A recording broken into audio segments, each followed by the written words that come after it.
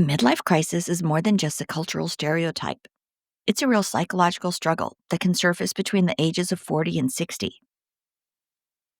Often triggered by aging, loss, or unmet expectations, it can actually lead individuals to question their identity, make impulsive choices, or abruptly abandon long term commitments. While not officially classified yet as a mental illness, the emotional and relational fallout is very real, especially for the spouses and families left behind. This podcast gives voice to those living through the aftermath, exposing the hidden pain, and seeking accountability, healing, and understanding. Thank you for joining us today on MLC Bomb Drop and Beyond. The stories and events discussed in this podcast are for informational and entertainment purposes only and should not be considered legal, medical, or professional advice. Any names, locations, or identifying details have been changed to protect privacy. Any similarities to actual persons, living or dead, or real events are purely coincidental. The information presented on this podcast is for informational purposes only and should not be considered as professional advice. Always consult with a qualified expert regarding any decisions related to your specific situation. The views expressed by guests are their own and do not necessarily reflect the opinions of the host or the podcast creators.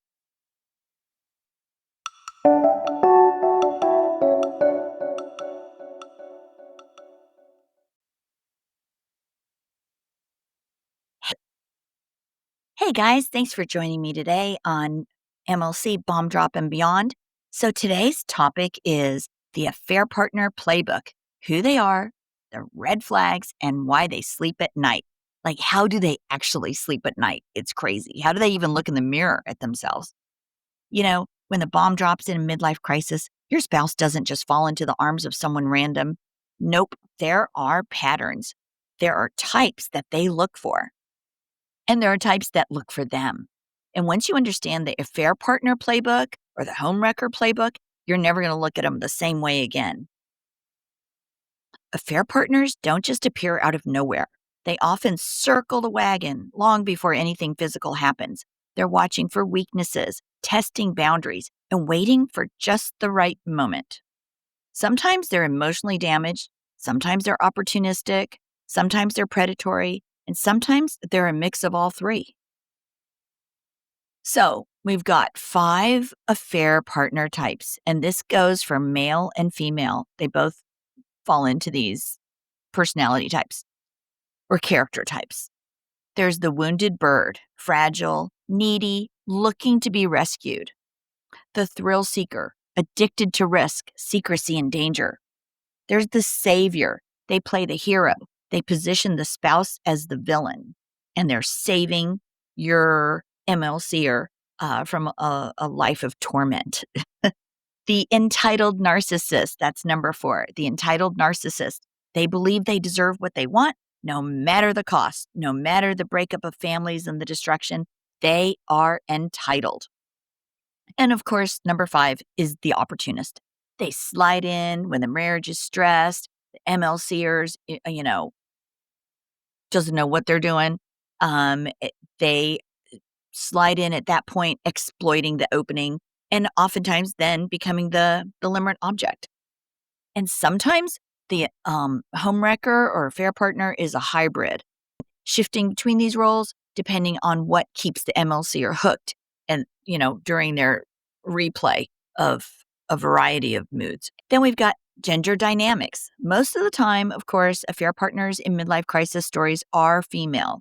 And not because women are weaker, but because midlife crisis patterns often involve husbands leaving wives. The cultural scripts condition women into roles like rescuer, victim, temptress, which map directly into the AP profiles. But make no mistake, men can and do play these roles too. The male wounded bird is the unloved nice guy who says no one understands him. The male savior positions himself as the protector, saving her from her bad marriage. The male thrill seeker sees her as a challenge and brags about the conquest. And the male narcissist and opportunist, same entitlement, just different packaging. So, are there some red flags you should be aware of and keep an eye out for? Absolutely. First is the pushing of boundaries and brushing off those pushing of boundaries as just joking. People who overshare personal problems with your spouse, that's a big red flag. You need to intervene on that. Those that create emotional competition, like telling your spouse that, "Oh my gosh, you understand me or you get me better than anyone else." Red flag, people, red flag. And of course, if they're always available during moments of stress or vulnerability, when they flirt in disguise, usually using humor as a disguise, and encouraging isolation from you and the family. How do they avoid feeling guilty? Because that's crazy. Most rational people who are even dating, you don't even have to be married to wonder, wow, how does an affair partner sleep at night? How do they look themselves in the mirror? Well, you know how? Self justification. They tell themselves, oh my gosh, the marriage was over. It has nothing to do with me. They weren't happy. Um, they tell themselves this is love, so it's really different. It's not like they're dismantling a family or doing anything wrong. Blame shifting, they paint the spouse as cold, controlling, neglectful. And of course, the MLC'ers out there rewriting history and positioning everything to be the victim. Emotional numbing. Some literally shut off empathy, especially if they're narcissistic. So there's no concern whatsoever. And that, ladies and gentlemen, is how they're able to look in the mirror and sleep at night. It's crazy. Oh, here's a little case study. When the astronomer CEO had an affair with his HR manager, public outrage didn't just hit him, it landed squarely on her. And why is that? HR is supposed to uphold ethics, not break them. So, of course, there was that. It was both personal betrayal and professional misconduct in this case. She knew he was married and she still pursued him in a professional setting among colleagues that all knew he was married. They all knew his children and wife. Social media made the AP out to be the face of the scandal. It was horrendous. And the lesson there is when affair partners cross not just personal, but professional lines, society is certainly quick to cast them as the villain in equal part with the married partner.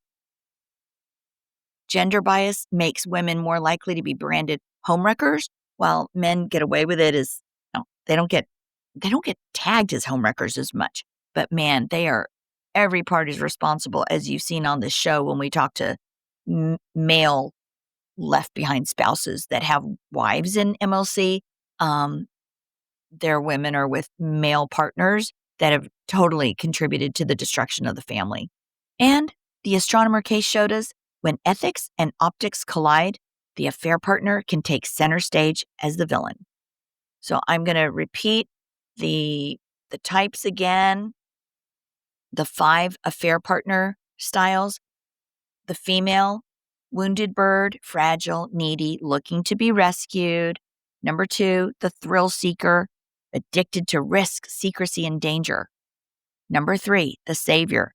She plays the hero, positioning the spouse as the villain. Number 4, the entitled narcissist. She believes that she deserves what she wants, no matter the cost. And number 5, the opportunist. She slides in when the marriage is stressed, exploiting the opening. And again, the male types. So we've got when the male version of these affair partners, the male wounded bird is the unloved nice guy who says no one understands him. So he goes to the wife who's having a midlife crisis and is just the wounded little bird. Number 2, the male savior positions himself as the protector, saving the MLC spouse from her bad marriage as she's going through her mental crisis. There's the male thrill seeker seeing this MLC crisis woman as a challenge, and he brags about the conquest.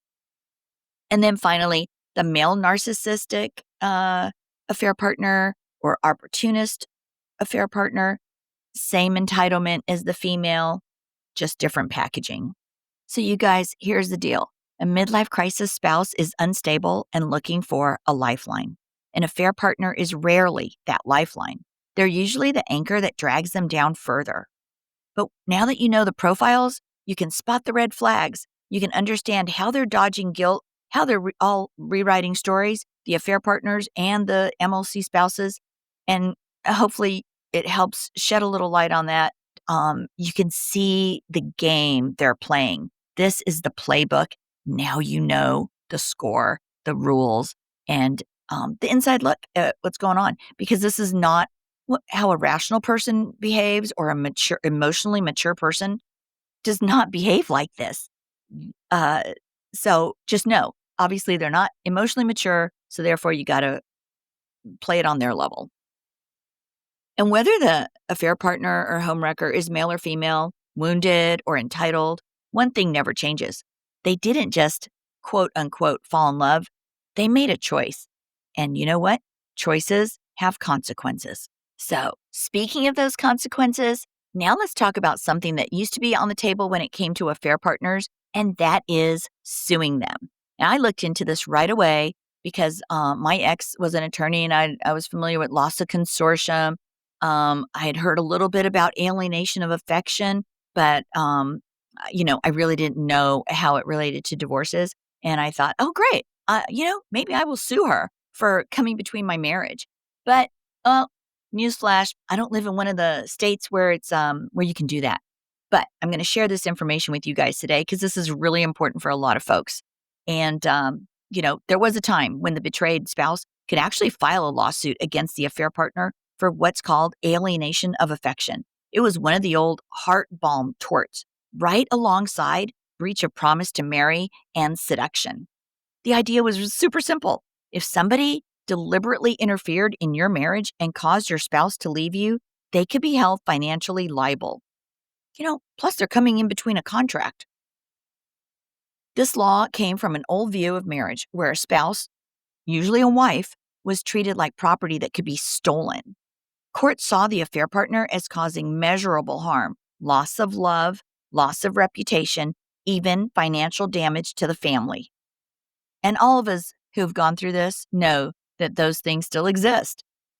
Loss of love, loss of reputation, financial damage to the family. But by the mid-20th century, most states started phasing it out. They started, in the 1970s, started the no-fault divorce revolution. If you didn't need to prove adultery to get divorced, it made little sense to sue the affair partner or homewrecker for causing the breakup. Society started to move away from treating a spouse like property. And then it became messy proof. Like it's nearly impossible to prove that an affair partner caused a marriage to fail. The court started to view these cases as vindictive and a waste of resources. Well, we all know there's a lot of waste of resources that still goes on in court, and family court's a whole nother issue that we've got to deal with because the injustice is crazy. Well, most repeals happened quietly, folded into broader divorce law reforms. There wasn't national outcry. By then, these lawsuits were seen as outdated and a relic of another time. However, 6 states, you guys, there are 6 states that still allow alienation of affection claims. Got a pen? These states are North Carolina, Mississippi, South Dakota, Utah, New Mexico, and Hawaii. And here's the kicker. In North Carolina, hundreds of cases are still filed every year, with some verdicts in the millions of dollars against affair partners. In those states, society still views it as fair punishment. If you knowingly help blow up a marriage, man, you can pay for it. So here's the bottom line. Most of the country quietly let alienation of affection die off. A lot of folks didn't even realize it was happening as it happened. It clashed with modern divorce law, gender equality, and the messy reality of human relationships. But in those 6 states, the law still says an affair partner can be dragged into court and held accountable for meddling in a marriage. Which means this, you guys. Even though society often shrugs off the affair partner, in some places the legal system still has a really loud message. And baby, that message is, you break it, you buy it. So thanks for joining me today on MLC Bomb Drop and Beyond. Uh, and hey guys, if you are like me and listening to this as you're driving or simply don't have a pencil and you want to know those 6 states that still allow someone to sue for alienation of affection, just head over to our MLC Bomb Drop on Instagram or Facebook, and I'll have those 6 states listed out there: North Carolina, Mississippi, South Dakota, Utah, New Mexico, and Hawaii. So you guys, even if you don't live in one of the states where you can sue for alienation of affection, just know uh, what happened is horrible. It's totally frowned upon, not acceptable by most of society. And, stay on the high road. We know our midlife crisis spouses are going through a really bad emotional time, mental gymnastics and devastation and depression and all that. But you stay strong, stay in your lane, and stay awesome and authentic, and have a great day. And thanks for joining us today. You guys, forward moving spouses, you are not alone. Left behind spouses, you are not alone. Those in crisis, you are certainly not alone.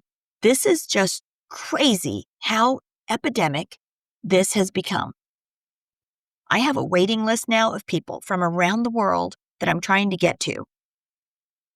And if you've been through a midlife crisis or been impacted by someone else's and you want to share your story, I'd love to hear from you.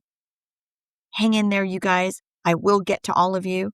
Please reach out to me at mlcbombdrop@gmail.com and visit us on Facebook and Instagram, MLC Bomb Drop.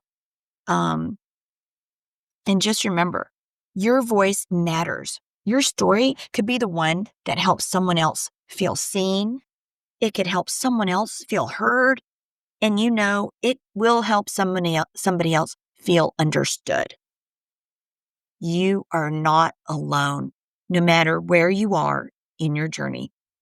If the bomb was just dropped, the earthquake just happened, if you are 7 or 8 years in and you're coming out of starting to wake up and awaken to this, you are not alone. It's sad that this is epidemic, but we're here to provide support. So until next time, take care and live authentically each and every day. Thanks again, you guys.